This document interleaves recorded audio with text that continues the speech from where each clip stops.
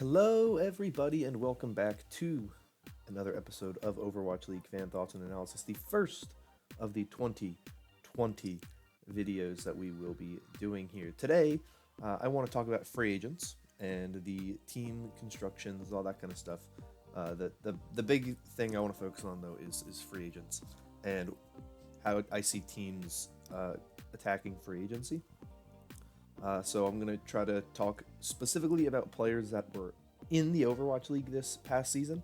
I'm not going to bring up any Contenders players. I want to talk about the Gauntlet and Contenders stuff next time I make a video for an Overwatch League fan thoughts analysis video. But today I just want to focus on free agency and what we've seen from the free agents so far this season, because we've seen, or this off season, because we've seen some interesting stuff. To start, I want to cover, just real quick, run down a list of teams who I don't expect to make a ton of moves this offseason. Maybe add one player or two players, but at the end of the day, these are teams I don't expect to really make any moves or many moves at all. That is Vancouver Titans, San Francisco Shock, New York Excelsior, the Hangzhou Spark, the Atlanta Reign, Guangzhou Charge, the Shanghai Dragons, the Chengdu Hunters, and the Los Angeles Valiant. Those 9 teams are teams I don't really expect to make a lot of changes. Maybe, like I said, add a player or two here and there, lose a player or two here and there, but for the most part, I expect them to keep their roster together. They were kind of the stronger teams at the later part of the season, and if you look at their team, they don't really have a ton of team needs or contract problems where players are not on team option or not under contract. Like, obviously, Nevix from the San Francisco Shock is going. NYXL got rid of Flower. They have Mecca, who's a free agent, but I expect them to re-sign Neko. So I don't expect a lot of the stuff to change with these teams. I just wanted to bring that up here so that you know that I don't focus on these teams in this video because I don't expect them to be doing a lot of changing their rosters.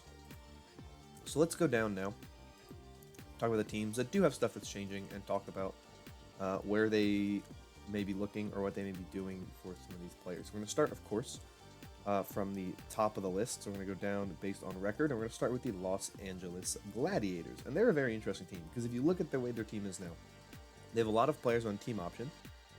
They have Big Goose, Decay, Panker, Reaper, Roar, Shaz, all on team option. They have 3 free agent players, and it's Hydration, Surefour, and Void. So they don't have a single player under contract for what we know. Now, they may or may not have picked up the team options for all their players that are on team option. We don't know yet. They haven't come out and said anything. We know they have Deepay returning as their head coach. He decided to come back to the Gladiators. But this team's interesting because this team right now is a pretty mixed bag. Obviously, they've got 3 Korean players, 4 Korean players. He has Panker as well, but he didn't play at all during the season. And then you have some Western players for the rest of the roster. And Surefour and Hydration are 2 of the best Western damage players that there are. They're both very hot commodity players. I wouldn't be surprised if there are teams that go after Hydration and Surefour and offer them very good contracts. Void is the interesting one too. Void's a pretty good player, but I don't know if there will be a lot of people that want to sign Void, just because I think Void is he's good. I don't know how great he is, though. I think the Gladiators try to bring him back. What's interesting about Void is he was actually one of the better flex tanks or off tanks this season, but he never really was flashy, which I guess is good. He's a very good player, and he is one of the top rated off tanks from this past season. But he never really shows up making flashy plays. But I think that's good. That means he does his job very well. So I would expect them to try to bring back all of these people, and if they do that, then their roster won't change. But you can't really just assume that everybody's going to return, because especially with money and whatnot. So I think they're going to try to keep this roster together, but there's no guarantee that they do that. So they're a team to watch out for. But I think their goal is to keep everyone together, but they may not succeed at doing that. So that's what I'm curious to see. Next, we have the London Spitfire. Very interesting team because they have 3 players that are now gone, and it's Birdring, Nuss, and Guard. So they have one damage player on their roster now, and that is Profit. So that's going to be, I think, their biggest pursuit is to get some damage players on this roster. The rest of their roster under contract: Vidoshin, Fury, Gesture, Krillin, Prophet, Quatermain, all under contract. So they don't have a ton of stuff they need to change, but I think the fact that they have to basically redo their damage roster is a big deal. And there are a lot of players that I could see them going after. One of the big ones, of course, is Carpe of the Philadelphia Fusion. He's a free agent. He is on a team right now, as far as we know. I could 100% see them trying to sign Carpe because he is one of the best damage players that's out there, and that's what they need. They need that hit scan player. They don't need necessarily to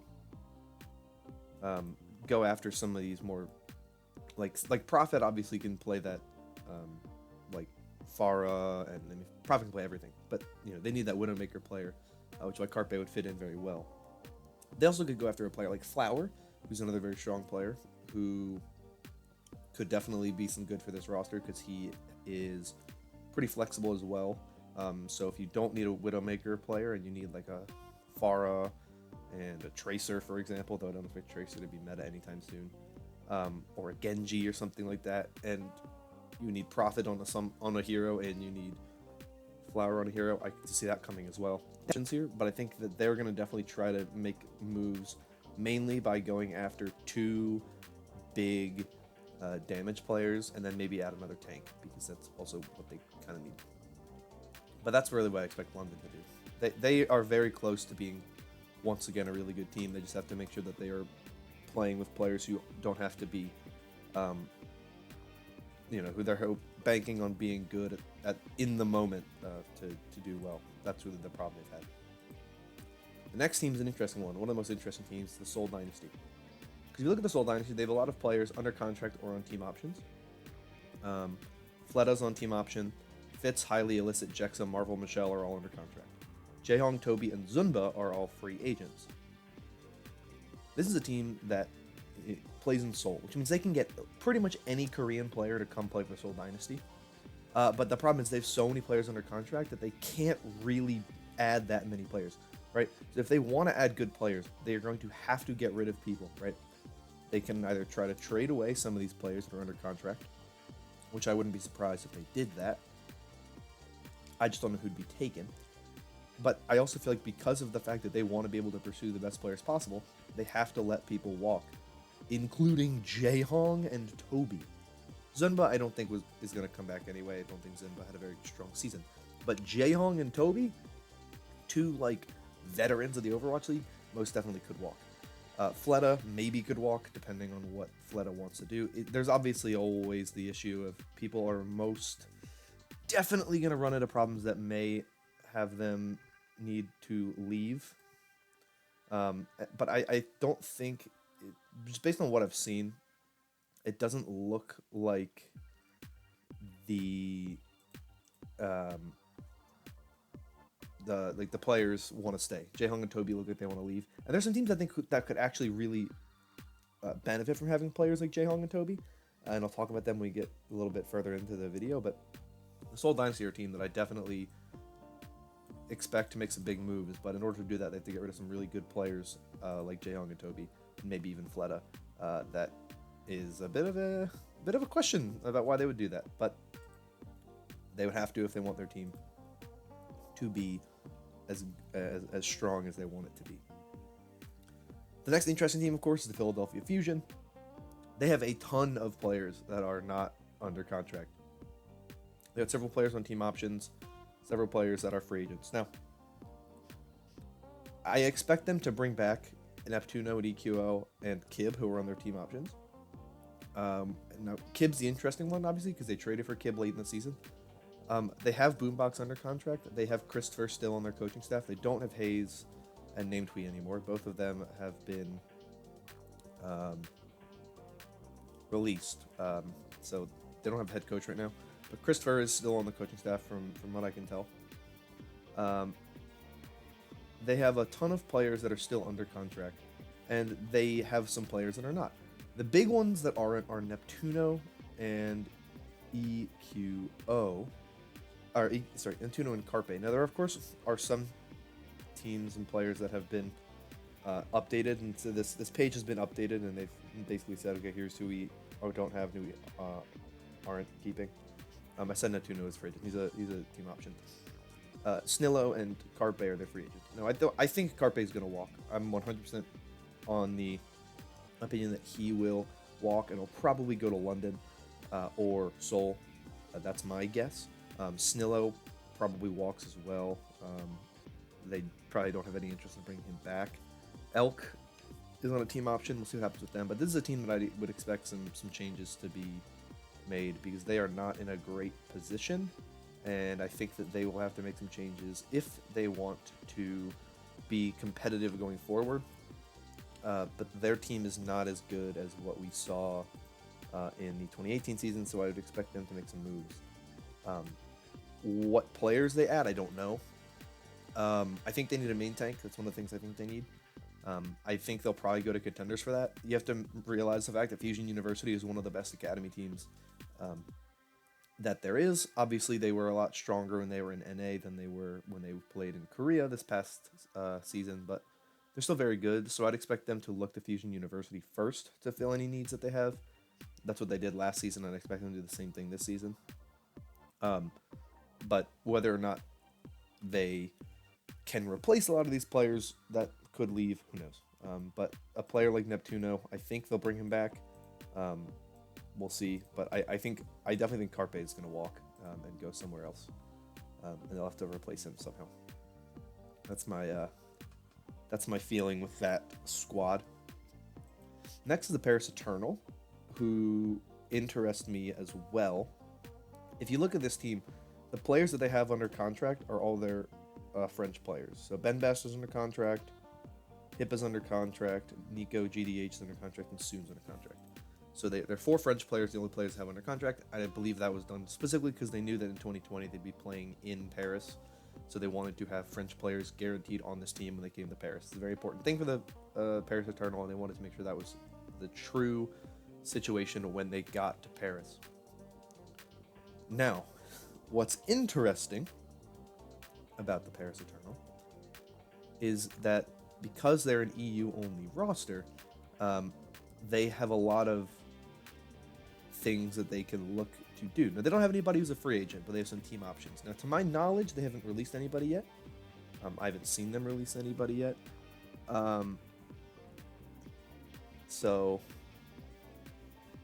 it's something that I would expect them to do, because I don't expect them to bring their whole team back, because their team was not very good.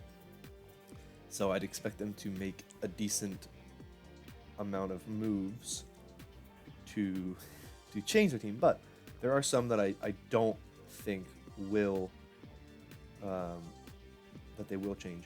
I think they're going to do their best to bring back most of their players. I think they're going to try to bring back Shadowburn. They're going to try to bring back Cruz. A lot of these players are on team options. It's up to them if they want to bring these players back. Gray, I think they're going to bring back. But there are definitely some players out there that would improve what they need. And like I said, I think they need a main tank more than anything else. And a flex tank would be their second thing I think they need. Nevix, of course, is out there. He's a possible player they could sign. He would be a very good addition for this team. For main tank, we got tons of options in Contenders. Fraggy could be a free agent. Who knows if he's going to re-sign with... Well, he is a free agent. But we don't know if he's going to re-sign with Guangzhou or not. He's an option, and like I said, there's always options out there for strong EU tank players. I'm pretty sure tank is one of the places where EU has been its best, and somehow Paris ended up with 3 pretty average or mediocre tank players, and I definitely think that's where they need to improve the most if they want to be successful. But they could be a good team. They just have to focus on actually improving to get there. Now, an interesting team, a team that really can't change a whole lot just based on what their roster is and the way that their contracts are set up, is the Dallas Fuel. Every player except for Note on the Dallas Fuel is under contract. So, for whatever reason, the Dallas Fuel saw that their Stage 4 in 2018 was pretty good. It was okay. And they said, you know what, we have a really good team. We're happy with where we are. We just need to make a couple changes, and we'll be able to compete. And then they were one of the worst teams in 2019. Note, who was probably the best part of this team, obviously not under contract, so he might walk. So the Dallas Fuel have a bunch of players that are not very good, that are under contract, that they're going to struggle to trade. So for the most part, right, most likely, the Dallas Fuel aren't going to change. And I don't want to focus on teams that aren't going to change that much, but I want to focus on the Dallas Fuel because this is a team that has made a lot of mistakes. They're going to struggle to trade away any of these players they have on this roster, and who knows how long these contracts are lasting for. Maybe this is the last year of the contract, and then there's an option for another year next year. But the Dallas Fuel are essentially locked into one of the worst rosters in the league, in my opinion. They can't really make a lot of moves. You know, they have, let's see, how many players they have? 1, 2, 3, 4, 5, 6, 7, 8. They already have 9 players under contract. If they bring back Note, then they have 10 players under contract. They can make 2 more moves at that point in time. The Dallas Fuel are going to be a bit of a disaster. Just, oh dear, it'll be fun to watch. But who knows what they're going to do? They have to make some moves. They have to try to trade some players away, but I don't think they're going to be able to. And because all the players are under contract, they have to play them. They have to pay them anyway. So I don't expect them to get rid of those players. Houston Outlaws are an interesting team because if you look at where their team is, they have a lot of players under contract. Cool Matt is under contract. Jake, Lynxer, Muma, Raucus, Spree are all under contract. Dante's on a team option. Boink, Bonnie, Arhan are all free agents. Arhan, I definitely don't think is coming back. Dante, I think they're picking up his team option. I don't expect him to go. Boink and Bonnie are the interesting ones. They're not amazing support players. They're not awful support players. They're just kind of average. So maybe they bring them both back. Maybe they bring one of them back. Maybe they bring neither of them back. I couldn't tell you. What's interesting is the fact that they have Cool Matt and Spree under contract. The 2 off tanks who are not that great. They never really impressed me that much. So I think that they should be going after a flex tank in the offseason. Who? I don't know. Obviously, you could go after Nevix if you want Nevix. You have Gods formerly on the Toronto Defiant, who's now a free agent. So you could definitely go after Gods. This is a team that needs to make a couple moves, but I think they need a really good main support and a really good flex tank to really make this team better. And then maybe go after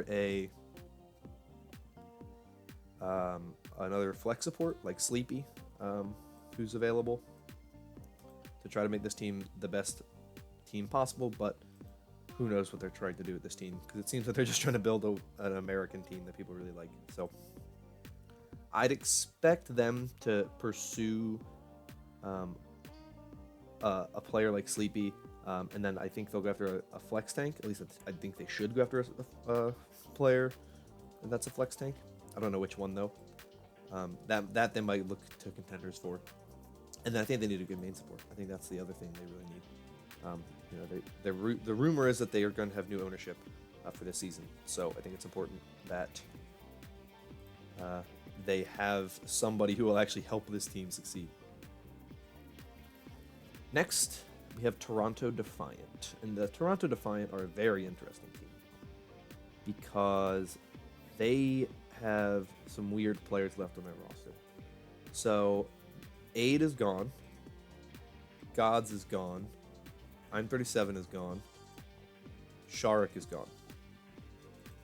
So they still have Ivy, Logix, Mangachu, Neko, Roki, and Yakbung, if I remember correctly. There may be 1 or 2 players in there that I mentioned that they don't have anymore. But that's what you're looking at with them. So the question is, what are they doing with this roster? Because the majority of this roster is Korean with Neko, Ivy, Yakpung, and Roki, who's on a two-way contract, and then they've Logix and Mangachu. So what are they doing, right? What is their goal? Who are they trying to be? What is their identity trying to be? Are they trying to be a team that has mostly Western players? Are they going to be mostly Korean players with a couple Western players? I don't understand what they're doing. I have no idea what they're trying to do. They don't have a head coach. That is something they need to do. Is get a head coach. I don't even think they have any. They have a couple just coaches, but they have Baroy and Moby Dick, who's coaches, but they definitely need to get some stuff going on here and figure out what they're doing. But I don't really know what they're doing, so I couldn't tell you what they're going to try to do. I think obviously one of the things that you look at what they need is a flex tank, and a main support, and maybe a main tank. So those are the spots I expect them to look. Literally any player is seemingly on the table because of the fact that their roster is split Korean with 2 Western players. So pretty much any flex tank or main tank player and main support player could be signed by this team. Literally any of them. So they're going to find the people who they like the best. I expect them to look mostly Contenders, though. I don't really think there's a lot of Overwatch League players that they're going to go after. The next team is the Washington Justice, who are very interesting. If you look at this team, they have completely changed this team for the most part. The players they have left for next season, they have Arc, Corey, Elivote, Lulsish, and Stratus. That is their roster for next season. So what that shows you is that their focus now is on mostly being, from what I can tell, a Western roster, a Western team, because they have 4 Western players, and they have Arc, who is a Korean player, but he speaks pretty much fluent English, so he's a good player to have if he doesn't just speak fluent English. Anyway, he's a very, very important player. He speaks fluent English. He's a very good player to have on this team because he provides you with someone who can be both Korean and English. So he's a really big player for this team. So he's important to what this team's going to be able to do going forward. They have their tank line with Lulsish and Elivote. They could add some more veteran leadership with a player like Fraggy. But I think Arc is going to be their veteran leader. So I think they're going to try to add some good young players from Contenders or that they can find in the Overwatch League. They need a flex support. And then they need to kind of bolster their damage roll a little bit more. And there's plenty of players that they could find. They could add. A Flower is one that comes to mind who they could go after and add. But I think that this is actually a pretty good start for a team. Obviously, a little bit different with Lulsish and Elivote. They haven't played on the Overwatch League stage yet, so they're going to have to do that going forward and get used to it. But I think this is a team that will make some moves. I think mostly they're going to look into Contenders to make some of their moves. But I think Flower's a player to keep an eye on as that third DPS player. When it comes to their flex support, there's definitely options there. They're not going to bring back Sleepy or Guido, so those 2 are off the table. So I think that, once again, is something they're going to look to Contenders for, because they don't, unless they want to bring in Jaehong, which is always possible. But I don't know if Jaehong has any history playing on a mixed roster, so I don't know if Jaehong in a Washington Justice jersey will happen, but I guess we will find out. But that's the kind of stuff I expect from the Justice. They have some changes they need to make, but for the most part, they're pretty good. And I think they'll mostly go to Contenders for what they need. Next is the Boston Uprising. They are one of the weirdest teams to look at. They have a lot of stuff going on. They have a lot of players that are free agents or team options that I don't expect them to pick up. And they have kind of a central core of players that are under contract. So they have 4 players under contract. Axiom, Blase, Color Hex, and Fusions. Those 4 are under contract. So those are kind of their core 4 that they're going to build around. Now, could they trade away a player like Axiom, who isn't really a proven player, didn't really do a whole lot during the 2018 season, or 2019 season? Yes, they could. I don't expect them to, but they could. I think having 2 main tanks is always a decent idea. The rest of their team is either free agents or on team options. Alamong, Persia, RCK, and Stellar are on team options. I could see them maybe bringing back Stellar. They liked him at the end of the season. He was playing a lot late in the season. And the thing with a player like Blase is Blase can he's very flexible, so you can play your flex tank if you need him to. Depending on how you want to play, you can always have that. So I wouldn't be surprised if they keep Stellar.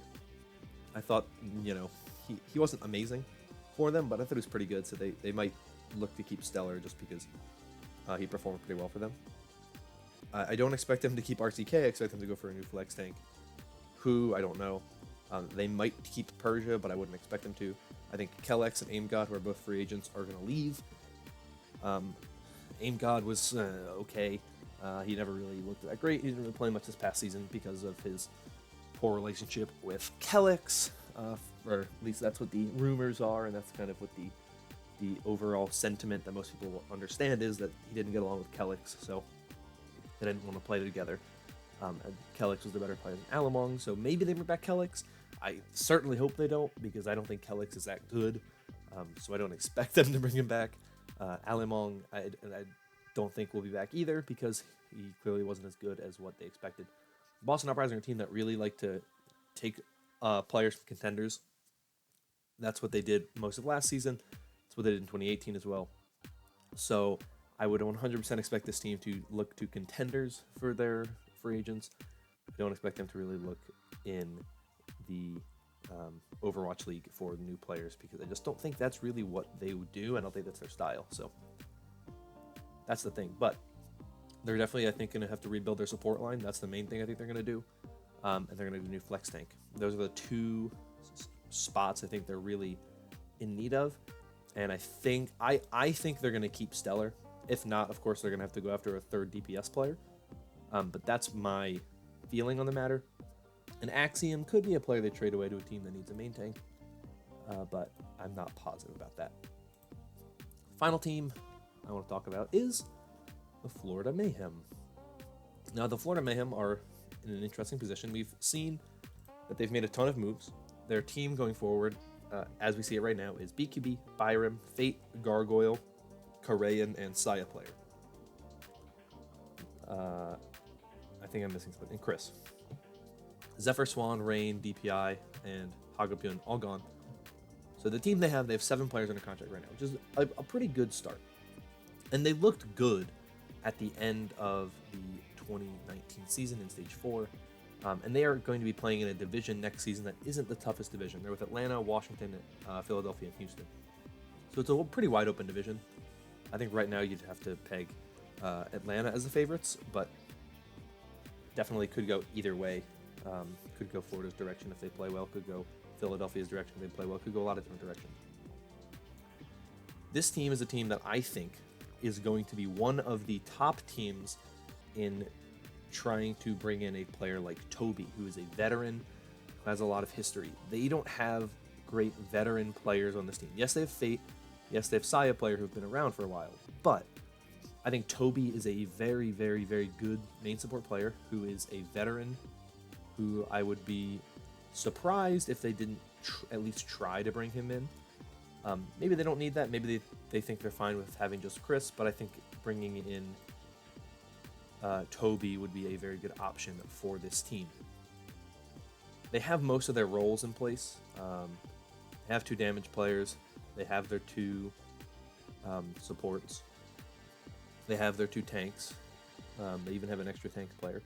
So that they don't really need to find starters in their eyes. They need to find backup players, or if possible, maybe even they will find some starters.